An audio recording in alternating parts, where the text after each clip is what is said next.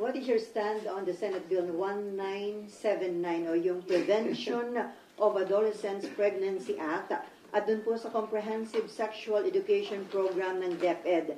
Do you support that bill and the DepEd Department Order on Comprehensive Sexual Education? Kasi yung grupo ni former Chief Justice Sereno ay nag-express ng concern and opposition doon sa SB 1979 at gayon din po doon sa Department Order ng DepEd tungkol nga sa Comprehensive Sexual Education. Obviously, the past 3 days, 4 days dito sa Senado, nakikita naman natin dito sa hallway yung mga iba't ibang grupo na talagang very passionate about their position on this particular measure. And for me as a legislator, one, let the legislative mill take its course. No, yung legislation is a democratic process wherein we need to ensure that all, when I say all talaga, di ba? All affected sectors are consulted before passing any measure. Parang sounds familiar, parang 1-year anniversary natin ngayon. Dati yung SOGI yung pinag-uusapan at ako yung pinapako sa krus nun. And, parang ako daw yung nagseset ng priority measures. Nasa headline pa nung ilang media outlets yung statement ng kasamahan natin dito na sheer numbness. Hindi ko alam kung ako ba yung nagseset ng priority. So ito ba, ako kinu-question ko lang, priority measure ba ito? At ito ba ay kasama sa priority measure ng Senado o ng pamahalaan o ng administrasyon? I don't think so. Gaya ng SOGI, hindi na naman priority measure, di ba? Pero hindi ko alam bakit ngayon parang tumahimik yung mga nagpupush. Ang point ko lang, nakakabudol kasi yung title. Nakakabudol yung title ng bill. Preventing Teenage Pregnancy. Meron pa bang grupo ng tao dito sa mundo na ayaw itong titulo na ito, i-prevent natin yung teenage pregnancy. Pero pag binasa mo yung buong bill, di ba? And sabi nga nila, the devil is in the detail.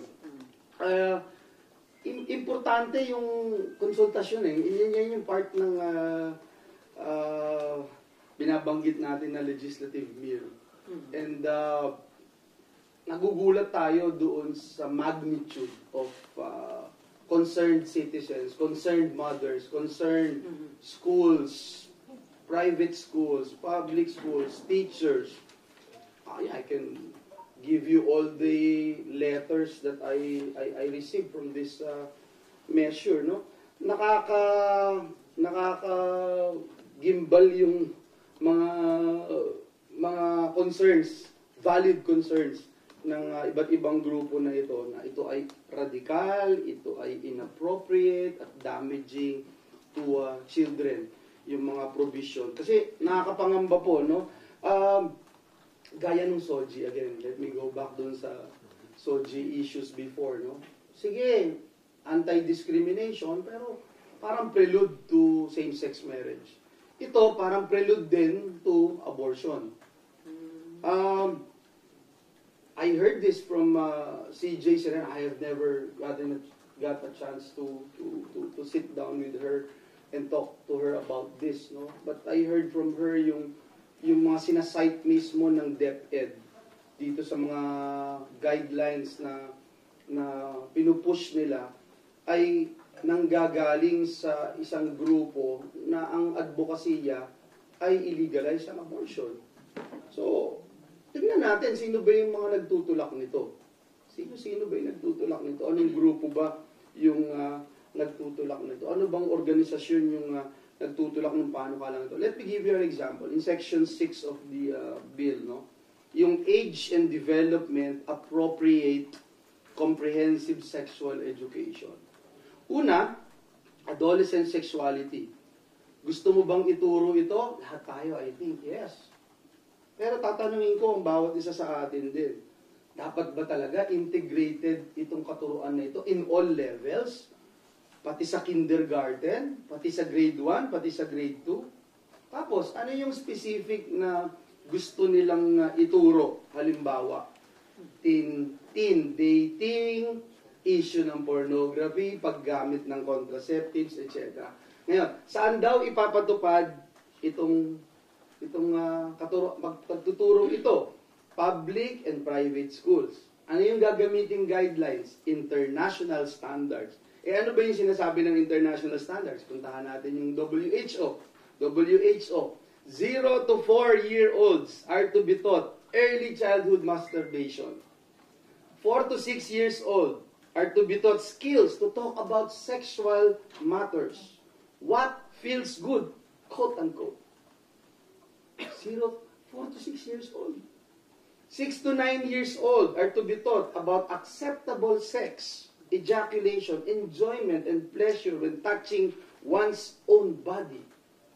6 to 9 years old. Sinong mga magulang ang hindi mag-aalala dito? 9 to 12 years old, again, WHO po ito, are to be taught the skills to make a conscious decision about whether to have sexual experiences or not, along with information about masturbation and orgasm.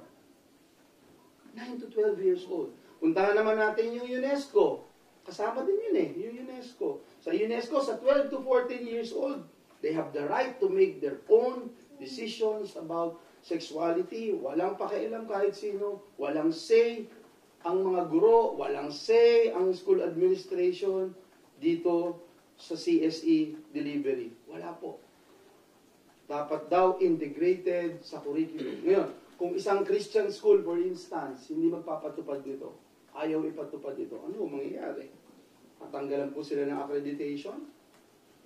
For example, ang Philippine Accreditation System for Basic Education.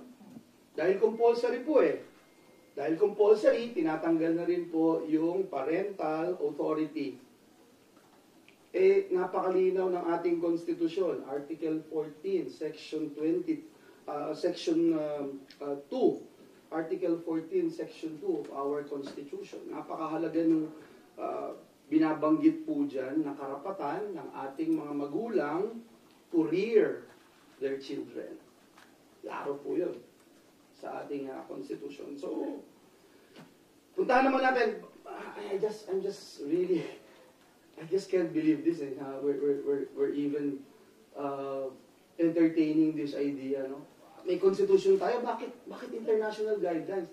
Ba't tayo susunod sa kanila? May sarili tayong kultura Ito naman po, no, pag hindi sa eskwelahan, papaano naman, kasi ang masakit po dito yung pagtuturo naman dun sa alternative learning system. Paano yun?